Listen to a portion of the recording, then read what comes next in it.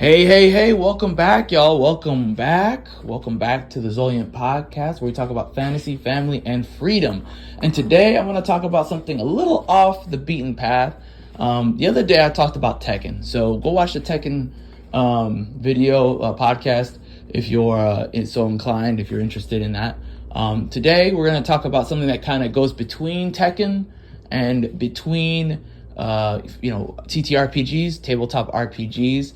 And here's the thing. This is going to be kind of a controversial topic because a lot of people love homebrew.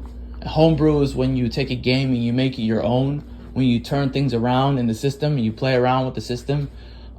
It's a part of the creative process when it comes to building something that works for you, right? Doing things that work for you. This is a controversial topic because one, a lot of people like to do that, right? A lot of people like to be creative and try different things, and that's fine. I'm never gonna poo-poo that, okay? That's not the topic. The topic is more so about the line. Where is the line in the sand? What's the general consensus of what the line in the sand is, and what I think the line in the sand should be? Now, everyone's gonna be different. Everyone has their own opinion about what the line in the sand is gonna be, okay? So that's just obviously going to be a person-to-person situation. For me, the line in the sand when it comes to certain things is I think it's a very wide line, right? You can kind of play around in that field of what's acceptable manipulation of a game and what's going too far and against what the intended design of a creator had. So if I make a game, for example, okay, let's say I make tic-tac-toe and you find an exploit in tic-tac-toe, and now you guys are using the exploit. What people call that, specifically in fighting games, is the new meta. They call that the new meta. The technical term is called emergent gameplay, is the thing that is discovered only in game. So the game designers didn't realize there was this thing that was a trick to the game, right? That people can now exploit. Now here's the connection to Tekken. In Tekken, you can only go backwards once. You can do a very slow going back motion, or you can do a short dash back, but you can only do it once. Here's something the Korean players figured out, okay? The Korean video gamers figured out, if I crouch down in the game and I hold the controller a little bit and I push back a little bit, it gives me a free motion. If I let go of the controller, the joystick, I can now push back one more time. So they get a free going back. And if they repeat it enough times, they can just go backwards, a short dash backwards infinitely. You see the problem in video games when it comes to that? Now you have a free motion that your opponent doesn't have, and now you can do all sorts of things. You can dodge an attack, you can block, you can counter him, you can really do some damage. You can turn the game around, the fighting game right around in a battle, right? In mid-battle. That's emergent gameplay. That's a homebrew style of play, right? It's considered acceptable by many because it's homebrew. It's now the new meta. Meta meaning the new turning point in the game, or the new turning point in competition. It's the arms race, like with the US government having the nuclear bombs, everybody else trying to get nuclear bombs. It's the new meta, right?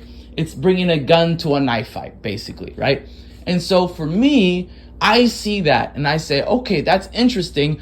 I personally would not allow such a thing, in a TTRPG. Like if you find an exploit like that, I would personally consider that not permissible in game. Okay, it's an exploit in game that is not, in my personal opinion, acceptable. I'll put a link in the description for a detailed explanation of the backdash if you're interested in that. But anywho, there was a conversation on a website called SRK, which one person said, that's a very nice tutorial, but the Korean backdash shouldn't even exist in the first place. People shouldn't be forced to learn hand gymnastics to perform basic movement in a fighting game. This is just bad design, which I personally agree with. It was just not intended, right? At least you acknowledge that it's a completely it's completely non-intuitive. That was this one person's comment. Another person says, I disagree. Practicing, researching new and difficult techniques was half the fun of fighting games for me. So that was another person replying, and I found that fascinating because the mentality of the fighting game space is, yes, we want more meta, but in TTRPGs, it would be considered, for the most part, an exploit like that would be considered not acceptable. I find that fascinating, and I also agree. I think, again, something that is not intended by the designer is interesting to find, but it's nothing more than just interesting to find. It's not, in my opinion, acceptable, because now you have this infinite arms race of people trying to find different, manipulative techniques in the system, right? It's completely antithesis to what the game originally was. The game designer did not make a game saying, hey, go ahead and find ways to manipulate the system.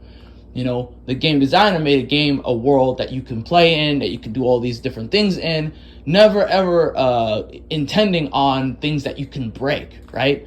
But again, if you're a game designer yourself and you're looking into like finding different avenues and exploits, I could see that. Another example of this happening is in Brandon Sanderson's fandom. Brandon Sanderson's a big famous author. He has his own magic system in his books. And a lot of people ask a lot of intuitive questions like, hey, trying to find exploits in his system. What if someone used this magic with this magic? Could this other outcome possibly happen? And a lot of his answers are, that's very interesting, right? Read and find out the next book, right? Read this book and find out. That was his answer to that.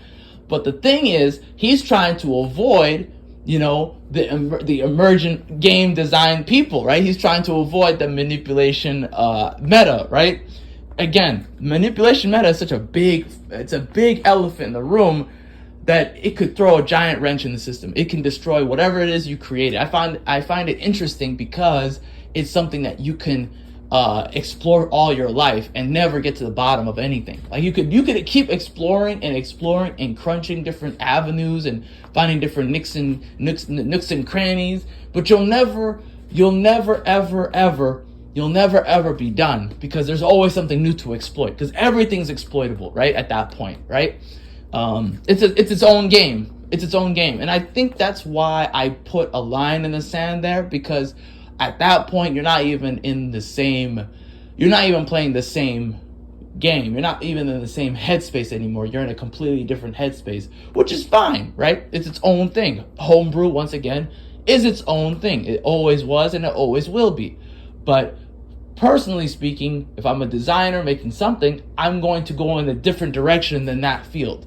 And that's just my take. Anyways, what do you guys think about that? That's a lot of abstract theory I just threw at you. I think about this stuff all the time, especially since I made my own magic system. In my books, there's several magic systems in my books. So I think about all these like different ways to manipulate different things all the time. And I try to find ways to, to fix those problems before they become real problems.